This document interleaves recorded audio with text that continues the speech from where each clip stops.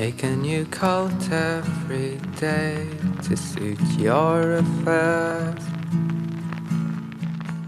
Em 1996, a batalha entre Blur e Oasis começava a esfriar, tinha início um período de decadência do Britpop e a música britânica assumia novas direções.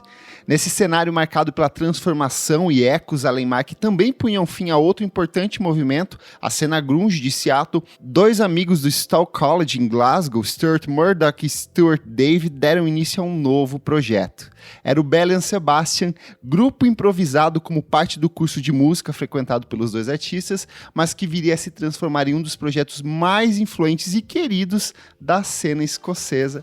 Roger Valença, seja muito bem-vindo aqui ao nosso podcast. Feliz demais de ter você aqui. Que honra ser convidado. E eu já quero começar perguntando como que foi seu primeiro contato com essa banda maravilhosa, Belle and Sebastian. Então, eu não sei exatamente, eu tava tentando me lembrar de como o Belle and Sebastian apareceu na minha vida. Mas era uma época... provavelmente eu baixei alguma coisa no SoulSeek, assim. Uhum. E tinha talvez alguma indicação de algum amigo também, um ou outro amigo que gostava de procurar bandas esquisitas, né, pra gente daqui do interior na época. Mas eu me lembro que o primeiro disco que eu ouvi foi o If You're Feeling Sinister. Logo de cara foi esse, então? Foi esse, e foi uma sensação, assim, rara de ouvir o disco e sentir que aquilo ali tinha sido feito pra mim, assim. Uhum. Que me identifiquei Você lembra que muito. idade você tinha quando você ouviu? Então, eu devia ter provavelmente uns 15, 14, Legal. Algo assim. Uhum. E como que foi esse primeiro impacto do disco pra você? Cara, era um período que eu tava começando a aprender a tocar violão também. E a maneira como o Murdoch canta, né? Que é esse jeito suave de cantar, assim. Sim. E os acordes maiores e harmonias... As harmonias são simples, as músicas são muito melodiosas, né? As melodias são super bem trabalhadas, assim. Mas as harmonias são relativamente simples. Então, eu me lembro que eu me identifiquei muito com aquilo. E depois a gente pode até falar melhor disso, mas pensando hoje sobre o disco, eu reparei que foi o disco que me inspirou a começar a querer tirar música de ouvido. E fazer de verdade, assim, tocar violão mesmo e tal. Que legal. Cara, o meu contato com eles foi ali em 2006. Eles lançaram o The Life Pursuit, que talvez seja um dos mais pops da carreira da banda, assim. Foi um disco que meio que reposicionou eles, principalmente pro mercado americano. Eu lembro que eu ouvi, não bateu, talvez porque na época eu tava com a cabeça muito mais ligada em, sei lá, tinha o disco novo dos Strokes saindo e aquilo parecia ser muito mais interessante pra mim. Acho que eu tinha uns 15, 16 anos quando eu fui ouvir. Então eu lembro de ter achado interessante, mas nunca ter dado assim devido crédito, devida importância. E aí, quando eu entrei na faculdade, eu comecei a descer muito em Smiths e outras coisas assim da cena inglesa. E aí e outros artistas da cena inglesa e da cena escocesa também, e de um jeito ou de outro meio que todo mundo aponta pro Belle and Sebastian, assim, todo mundo fala, eu gosto de Belle and Sebastian. Eu lembro que eu ouvia muito um cantor sueco que é o Jens Lekman, sim. Ele é declaradamente influenciado pelo Belle and Sebastian, o jeito dele de cantar e de compor é muito parecido com o Murdoch, que são essas canções que parecem mais crônicas, musicadas, às vezes parece que ele tá simplesmente lendo um texto e transpondo isso em formato de música. Então isso me estimulou a ir atrás da banda. Na mesma época também teve aquele livro lá, o 1001 Discos para se ouvir antes de morrer, e ele referenciava 2 discos, que era o Tiger Milk e o If You're Feeling Sinister. Então o Tiger Milk foi o primeiro que eu de fato embarquei. Eu acho que a capa, ela é muito atrativa, ela é muito misteriosa, aquela mulher que era namorada do Stuart Murdoch, tipo, dando leite pra um boneco, assim. Ela era namorada dele? Ela era namorada dele, ela aparece em mais um outro single da banda também, assim. E aí eu lembro que ali eu embarquei, eu fui, eu acho que a coisa das capas, de serem sempre capas com a mesma fonte, com o mesmo duotone, a mesma estética, é uma coisa que chama muita atenção, que é uma coisa que eles também se inspiraram nos Smiths, de ter essas padronizações, né, para as capas.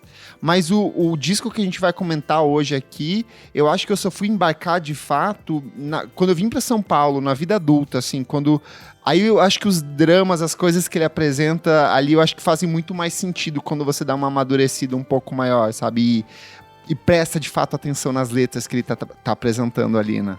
E aí, junto do professor de música, que era o Alan Rankine, que era integrante do grupo The Associates, esses dois artistas, esses dois músicos, eles gravaram algumas demos que foram escolhidas pelo curso de Music Band da faculdade. E aí, pelo que eu entendi, ele era meio que um curso técnico, assim, esses cursos preparatórios, onde você estudava todos os processos da música, né? Então, desde a composição, gravação, mixagem e tudo mais, até o processo de distribuição e prensagem, né? Então, a banda já tinha várias demos meio que preparadas ali.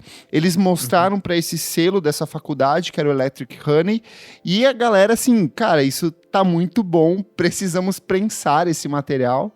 E veio daí a produção do primeiro álbum de estúdio deles, que é o Tiger Milk, de 1996. Como era um selo de uma faculdade, um selo totalmente independente, foram prensadas apenas 1.000 cópias do disco, prensadas apenas em vinil.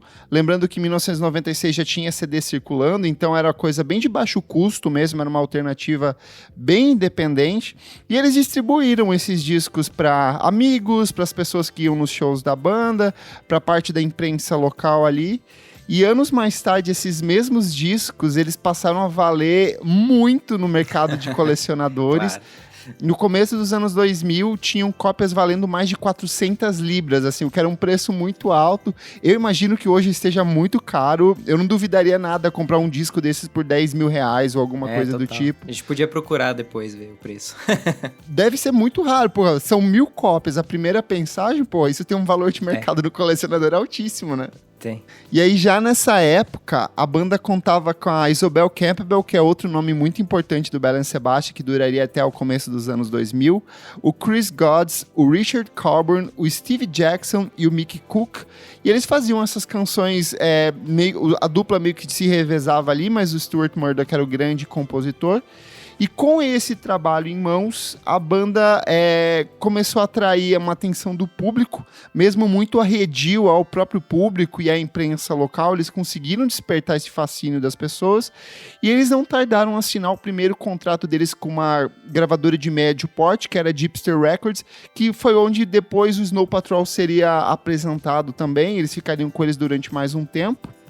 E aí tem um aspecto muito importante, como o Murdoch e toda a banda de maneira geral era muito alheia a entrevistas e esse processo de divulgação, uma das cláusulas do contrato deles é que eles não seriam obrigados a trabalhar na divulgação de single, de produzir clipe e todos os processos, né, envolvendo uma distribuição do disco, tanto que muitas das fotos de divulgação que eles usaram na época eram fotos de amigos ou pessoas conhecidas deles, então nenhum dos membros se envolviam com isso. E vem daí o conceito das capas de discos, de serem pessoas próximas, serem as escolhidas para figurar nas capas, né? Cara, isso eu lembro que eu ficava, assim, fascinado e transtornado, porque eu não tinha acesso a saber quem eram essas pessoas, assim, e não dava pra saber, eu ficava tentando imaginar. E eu lembro que esse mistério, pra mim, era um dos fatores que me fascinavam, assim. Sim. Eu ficava querendo saber, assim, muitos anos depois, quando eu fui ver a cara deles, né, a formação da banda, eu falei, assim, só podiam ser eles mesmo, né, porque tem um trejeito, assim, que condiz muito com a música que eles fazem, mas essas pessoas... Apareciam fotos de pessoas que não eram eles, assim, que nem você falou. As capas não mostravam ninguém também, os encartes não tinha nada. E não dava pra saber se eram 15 pessoas, 3... Isso era muito legal. Eu ficava enlouquecido É porque quando coisa, você ouve, assim, a primeira vez, as músicas deles normalmente começam, assim, muito diminutas. Às vezes é uma levada... Às vezes é só a voz, ou uma levada de voz e violão.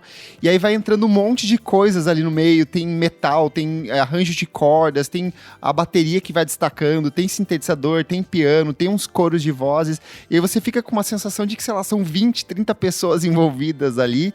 Só que você não tem certeza de nenhuma delas, né? Porque cada capa de disco era uma capa diferente, com pessoas diferentes. diferentes. Até hoje tem muita gente que olha pra capa do Tiger Milk e acha que era uma pessoa da banda ali amamentando aquele bichinho de pelúcia, né? Sim, total. E aí, assim, após o lançamento do Tiger Milk e desse culto em torno da banda, assim, um culto ainda muito pequeno, não tardou para que eles entrassem em estúdio e produzissem, logo poucos meses após o lançamento do Tiger Milk, o segundo álbum de estúdio deles. Para mim, talvez seja o primeiro oficial, assim, no sentido de ser por uma gravadora de fato, com um processo mais estruturado por trás, que é o If You're Feeling Sinister. Você já falou, assim, que na época te impactou. Reouvindo o disco agora, você sente que ele pesa diferente? Como que foi esse retorno a esse disco maravilhoso para você? Eu acho que quando você é adolescente e passa pelas mesmas... E o disco te transporta pra esse universo, assim, dessa angústia jovem adulta, assim, eu acho que tem um impacto maior mesmo, de ter uma angústia existencial, assim, de você ainda não estar encaixado no mundo, né? Eu acho que pega mais, assim, mas depois do seu convite eu ouvi o disco de novo, assim, e achei lindo, ainda um disco que super ouço inteiro, inclusive ouço inteiro mesmo, assim, acho que da discografia do Belle Sebastian, esse é um que dá pra pôr do começo ao fim feliz, assim. Sim. Eu acho que a coisa mais interessante nele é como ele é um disco muito curto ali, são 40 e poucos minutos, ele é muito enxuto, são 10 músicas, ele se resolve de um jeito muito interessante, e aí eu acho que criou-se essa impressão do Belle Sebastian como um grupo folk, mas aí, reouvindo para gravar esse programa, eu reparei o quanto esse disco é barulhento, assim, quando você pega ali Me and Major, que ela tem aquela levadinha da gaita, mas se você presta atenção nas guitarras que estão rolando ao fundo, é uma distorção sujona, assim, é quase um shoegaze o que eles fazem ali no fundo da canção. Então, Like Dylan in the Movies também tem uma sessão instrumental que vai entrando, entra um piano, aí entra um trompete, aí entra um violino, um violoncelo, vai entrando, tudo vai se encaixando assim, e de repente tem uma camada super grossa, assim, né, de coisas acontecendo, só que não soa pesado, né? Sim, é muito curioso isso, assim. Eu acho que é um pouco do que o próprio Smiths, que de novo era a grande referência deles, e o Felt e outras dessas bandas da década de 1980 ali, que faziam esse pop altamente, esse som pop melódico, mas que do nada enveredava para uma guitarra barulhentíssima ali no fundo. Esses pequenos contrastes, para mim, foi o que mais me chamou atenção reouvindo esse disco, sabe? E eu sinto que é uma coisa que acabou se perdendo nos outros trabalhos da banda. Eles lançaram um disco muito bom esse ano, assim, que eu gostei demais, principalmente pela questão das letras, que vai abordar algumas coisas, vai apontar ali para a questão da guerra na Ucrânia e outros conflitos pós-pandêmicos, mas eu sinto falta dessa coisa de repente, você ser arremessado para um lugar onde está tudo muito ruidoso e aí silencia. Esses altos e baixos é uma coisa que eu sinto que eles fazem muito bem nesse disco, mas que acabou se perdendo dali para frente, sabe? Ah, sim. Talvez tenha a ver... Eu não sei se a formação da banda se manteve a mesma, mas eu acho que pode ter a ver com o jeito como eles faziam as músicas, assim. Eles gravaram o primeiro, vivo, né? o Tiger Milk e o If You're Feeling Sinister ao vivo, que é bizarro, assim. É muito bom, né? Tipo, 15 pessoas gravando uma música ao vivo é muito difícil de fazer. Então, acho que tinha um ensaio, assim, uma energia, uma disposição, uma coesão ali dos músicos em fazer aquilo ao vivo. Acho que dá essa cara mais pra música, assim. Sim. Acho que ela fica com mais dinâmica também, porque pra resolver todo mundo ao vivo, você precisa inserir a dinâmica nas músicas, assim, do jeito na hora. Não sei, imagino que possa ter a ver, assim. Faz sentido demais. Eu acho que também tem uma questão de... É muito nítido o salto que eles dão ali do Tiger Milk, que era um disco bem improvisado, bem com baixíssimo orçamento pro If You're Feeling Sinister, que tinha um pouco mais de investimento ali. Tem até a produção do Tony Dugan, que é um cara que tinha trabalhado com o Teenage Fan Club, com Delgados, então ajuda a meio que envelopar isso de um jeito bastante interessante. Mas eu acho que o If You're Feeling Sinister, assim como tudo que o Belle Sebastian vai fazer pelos próximos anos, ele é muito centrado nas letras do Murdoch, e eu acho que é aí que tem o ouro desse disco, porque ele tem um conceito de universalidade, assim, de dialogar com... Eu lembro que a primeira vez que eu parei para prestar atenção nas letras, eu falava, cara, tem muitas coisas ali que estão falando comigo de um jeito muito forte, sabe? Sim, e é um total. cara em Glasgow, do outro lado do Atlântico, falando sobre coisas que são problemas mundanos o tempo inteiro, né? Essa coisa, a sensação de deslocamento que ele trata dos personagens, eu acho que é muito interessante, sabe? Super.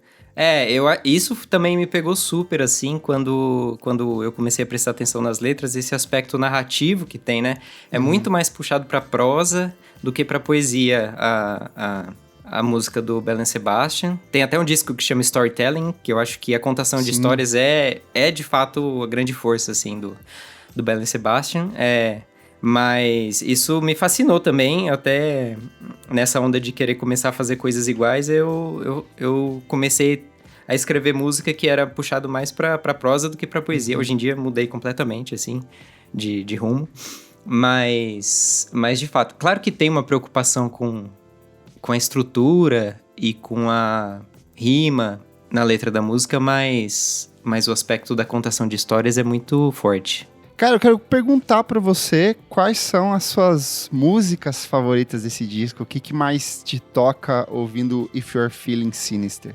Cara, então, eu sempre falo que, como eu tenho um trabalho com crítica, estudei bastante crítica de arte, assim, que as coisas que você gosta são as coisas nas quais você se reconhece, querendo, assim, conscientemente ou não, às vezes é inconsciente, assim. E If You're Feeling Sinister, pra mim, a música If You're Feeling Sinister me pegou imediatamente. Eu tive uma criação bastante religiosa na minha infância.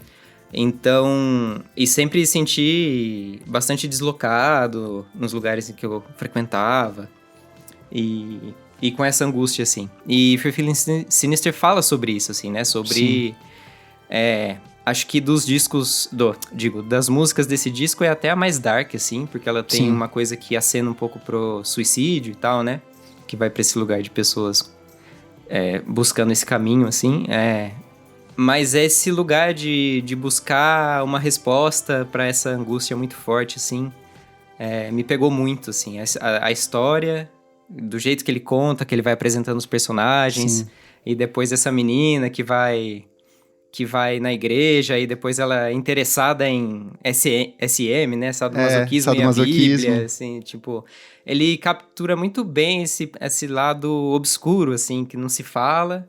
Que é natural, que é humano e tal, essas perversões... Perversões não, enfim, que é visto como uma perversão pela... Mas são prazeres ocultos para algumas das pessoas, né? Prazeres Exato, que é natural, é super humano e tal, né? Mas ele consegue captar para mim o lado humano dessas dores, assim, desses prazeres ocultos, assim. Sim. Os dois meninos na cama, né?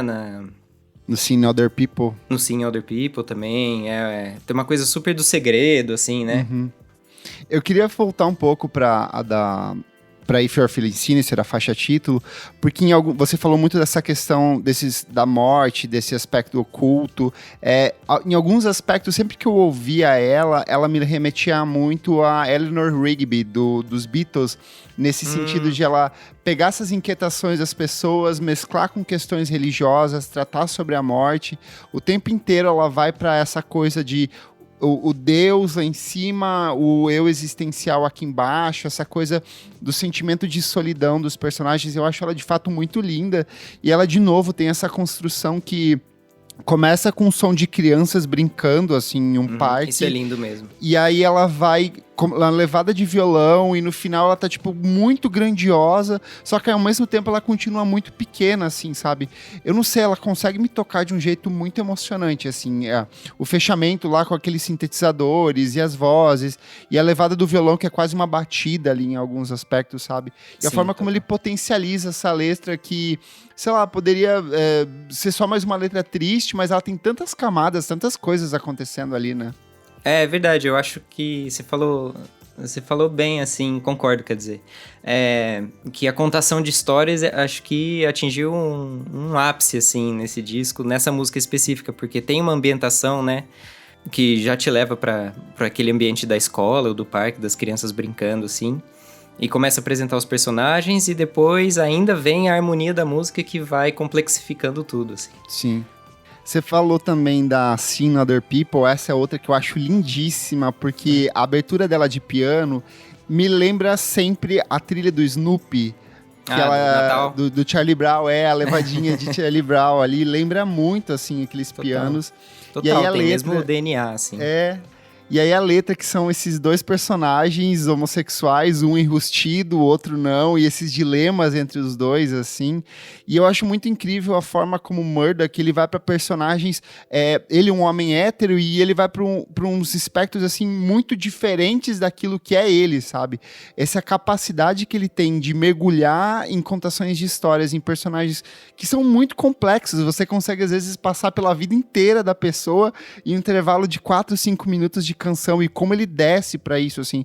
E aí eu acho que é um pouco também da própria relação que ele tem com o Stuart David, que saindo dali ele vai escrever, sei lá, uns 5 ou 6 livros também, tipo, romances, e vai se aprofundar nessa questão literária. O Murdoch também, então dá pra ver como esse interesse dele pela música tem um pé no literário muito forte o tempo inteiro, né? Sim, total. Dá pra ver que é, de fato, o interesse principal dele, assim. Por alguma razão aconteceu com a música, né? Por alguma meandro do destino ali, aconteceu dele sentar no piano um dia, graças a Deus. Graças a Deus mesmo. Mas dá pra ver que o interesse literário dele parece que é a veia principal, né? Sim. Tem uma coisa que eu acho muito bonita dentro desse disco também, é o fato como cada canção, ela é muito bem resolvida, assim, ela é meio que um single em potencial, sabe? Uhum. Eu adoro esse disco onde qualquer canção que você pudesse trabalhar, obviamente eles não tinham o menor interesse em seguir essa proposta de trabalhar single, clipe e tudo mais, mas eu vejo como cada música é muito bem resolvida, muito bem trabalhada, tem um potencial pop melódico muito grande. The Stars of Track and Field, logo na abertura, já é uma que, tipo, ela arremessa você pra dentro do disco, sabe? Ela tem aquela construção de novo, crescente, camada de piano, bateria, vai crescendo tudo. Vai no final você... É uma coisa quase religiosa, assim, a forma como ele constrói essas músicas, de criar esse ápice, assim, dentro delas. E mesmo quando ele vai para umas coisas, assim, muito simples, por exemplo, Fox in the Snow, ele tá simplesmente contando, questionando sobre como que a raposa se alimenta no inverno, o que que ela vai fazer, como que ela vai, onde que ela consegue as presas dela, sabe? Tudo isso, a forma como ele vai contando essas historietas que são muito simples, e aí relaciona direto com o próprio nome da banda, né, que é Belle and Sebastian, é de um livro de contos infantil. Total. Que ele meio que adapta e joga pra dentro desse universo da banda. Como as coisas vão se fechando, eu acho isso muito fantástico, né? Na banda. Total. Eu acho que virou um seriado de TV, né, depois. Sim. Mas é a relação do menino com o cachorro. O Belle and Sebastian e... Total, falou bem, assim. Eu acho que tem essa coisa da inocência da infância, muito, talvez... se deparando com a hostilidade do mundo lá fora, assim, né? Essa imagem da raposa, eu acho que tem super a ver com o tema de todas as músicas, assim, que é isso, tipo, essa raposa, que é esse bicho fofinho, né? Assim, tipo, tendo que se virar pra se alimentar no inverno, né? Acho que o frio, toda a imagem que ele constrói, assim, leva pra esse lugar do singelo, do ingênuo, do delicado, até... Acho que ele até fala, né, de... dar uma desabafada no... Ai, que música que é? Do Naive. Acho que é o Get Me Away From Here, You're Dying. Ele fala, oh, you're so naive, né? Tem a coisa do naive, assim, que até levou a banda até ser classificado como twee, né? Sim. Eu acho que super tem mesmo essa aura. Nessa música até ele fala, ó, me tire daqui, estou morrendo, toque uma música para me libertar. Ninguém as escreve como costumávamos, então pode ser eu, aqui sozinho agora, depois de horas, aqui sozinho agora em um ônibus. Pense assim, você pode ser bem sucedido. Ela é meio metalinguística, assim, fala sobre as próprias relações dele com o processo artístico, de, putz, eu tô embarcando numa jornada artística aqui, uma coisa que eu meio que quero e não quero ao mesmo tempo, então é muito bom como ele tem tanta camadinha, tanta sedimento ali assentando no fundo das canções, que eu acho que total. É o que dá tanta beleza pra esse disco. Ele tem uma coisa também que as coisas que o o Simon e o Garfunkel faziam, sabe? Que eles eram muito classificados como essa dupla de fazer música para adolescentes, música de colegial, mas eles conseguiam compactar muita informação dentro de coisas que eram muito simples, sabe?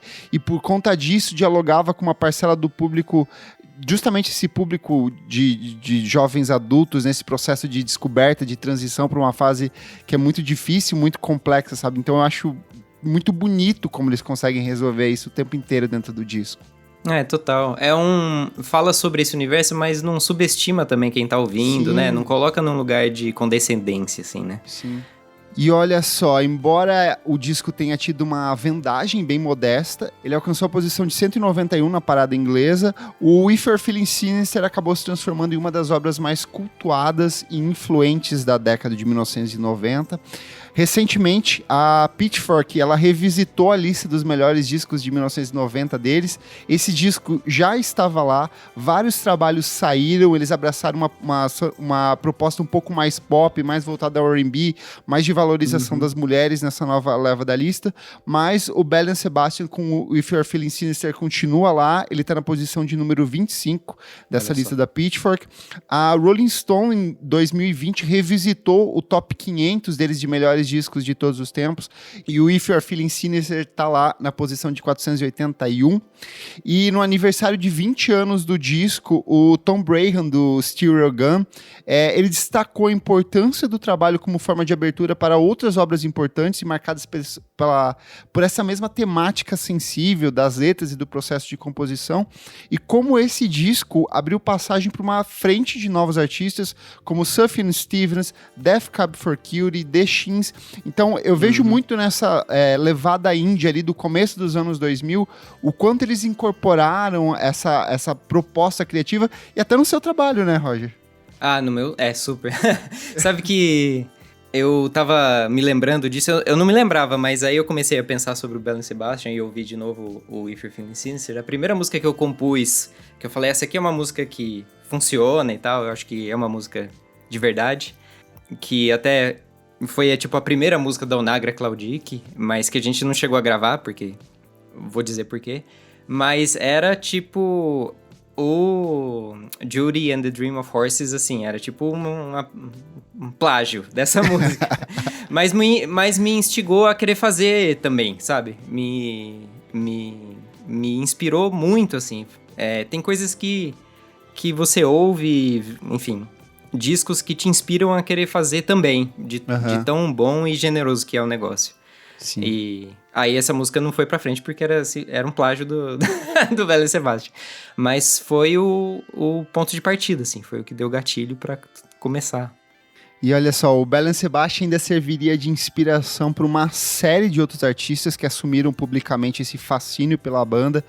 Kings of Convenience é um que carrega na essência a proposta criativa do Belle and Sebastian, The XX, Tegan and Sara, o Jens Lekman, que eu já citei aqui, Los Campesinos e outros inúmeros artistas e outros artistas que vão redescobrindo esse trabalho da banda.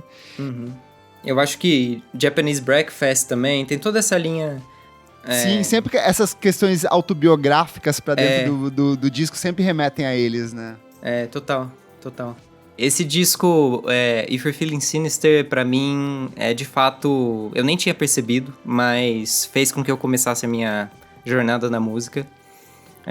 Tanto pelos temas que me pegaram, assim, me fizeram sentir acolhido, num espaço de angústia mesmo, existencial, assim. Pela maneira de escrever letras narrativas... e me fazer querer fazer igual, né? Me inspirar a fazer igual a eles para começar a minha jornada como compositor, assim. E também no primeiro show da minha vida, que foi o da Onagra Claudic lá no Sesc Pompeia, a gente tocou Belle and Sebastian, que foi uma maneira para mim de homenagear e de amarrar, assim, eu lembro. Essa trajetória. Eu tava lá, né? Eu estava lá. Eu gritei quando vocês tocaram essa. Mas é isso, é um disco de uma importância enorme pra mim. Tenho certeza absoluta, como você disse, sobreviveu ao teste do tempo aí, né? Entrou pras listas de melhores de todos os tempos e subiu de posição em alguns casos. E com certeza absoluta é um disco que inspira. Isso é o principal. Boa. Qual que é a nota? Olha, se eu